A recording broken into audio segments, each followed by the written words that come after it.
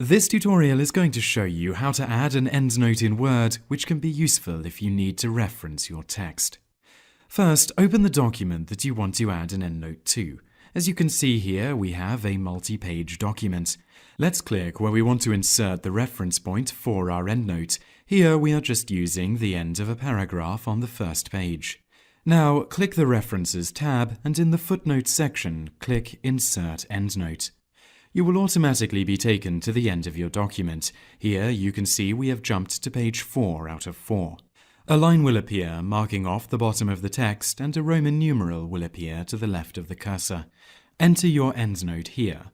When done, return to the first page of the document and you will see the matching numeral at the point in the text where we inserted the endnote.